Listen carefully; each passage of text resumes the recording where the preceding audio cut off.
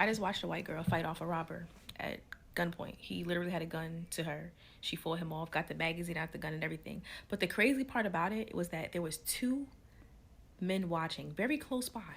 I mean, literally very close by. They were right within the vicinity, which is weird because why would that man try to rob her with those two guys there? But he did it because he knew they wasn't gonna do shit, and they did not. It was one man sitting on the grass watching it, just watching the girl get robbed. The other guy, he's painting some shit, just watching it. Like, what the fuck are men for? Why are they here? Because I don't have to guess that if a woman, any type of woman, was sitting there and seeing that, they would have tried to help. It could have been a woman in a goddamn wheelchair. She would have wheeled her ass over there and handled business. I just don't understand the point of men anymore. I'm tired. Man, I literally did not sleep much last night, but now I'm also mentally and emotionally tired. Okay, so a video went viral of a man who sat motionless in the grass as a woman defended herself from a robber at gunpoint. And now this woman has gone viral on TikTok, attacking and berating men as a whole, even so far as to ask, what are men even here for? It has received over 500,000 likes and has thousands upon thousands of comments from women listing all of their anecdotes of all the times when a man did not step up and help them with something. So I think we need to talk about it.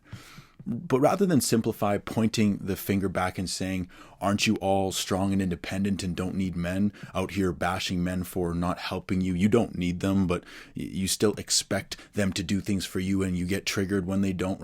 Rather than going down that whole rabbit hole, I would just like to share a few statistics.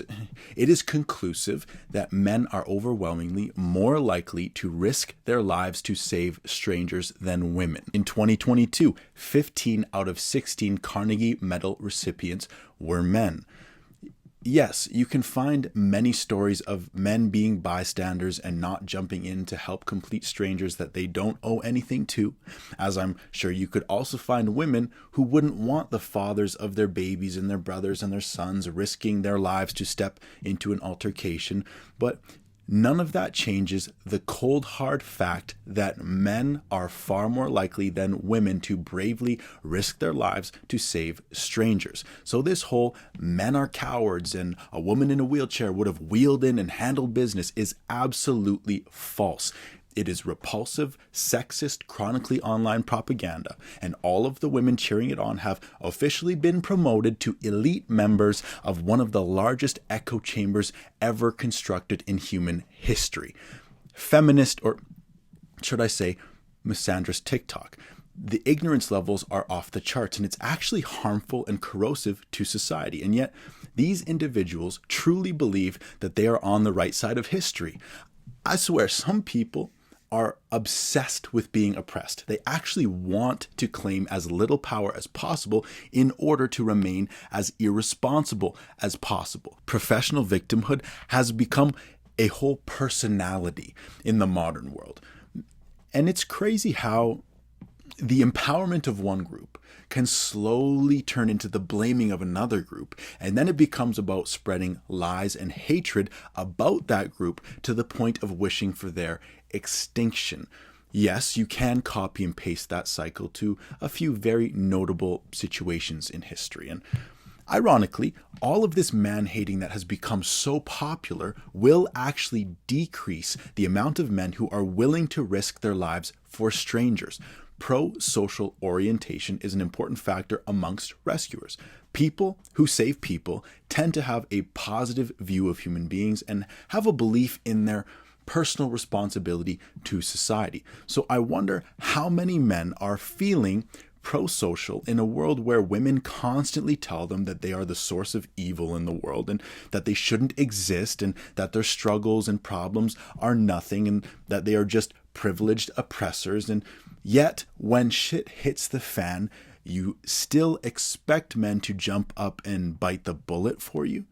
It's a sad state of affairs. And another fun fact that you're going to love, studies indicate that The types of people who engage in heroics are more likely to score higher in personality traits associated with psychopathy. Dark triad men, yes ladies, the very men you spend your lives demonizing for toxic masculinity. The parts of men that are intertwined with their physicality and competitiveness and assertiveness, the things that you insist on beating and berating out of them. Imagine that. So what is it that you want from men?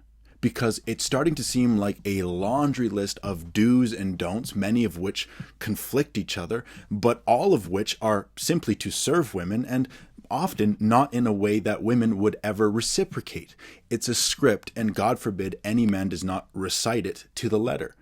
At this point, if I was in the forest and needed to help set up my camping tent and all I had was the choice between a bear and a woman to pick from, I'd pick the woman because I'm not mentally deranged. So quit acting like any of you have even been to the forest, because that would mean you'd have to actually get off of your phone and go outside. And one last thing. Quit acting like the world would be a safer place without men. I'm not even talking about all of the technology and structures that keep you safe and warm and entitled enough to make videos like this. I'm talking about relationships consisting of two women have the highest rates of intimate partner violence and divorce. So chew on that. I'm done with this one, man. Would you rather be stuck in a forest with a man or a bear? Men are scary. With a bear.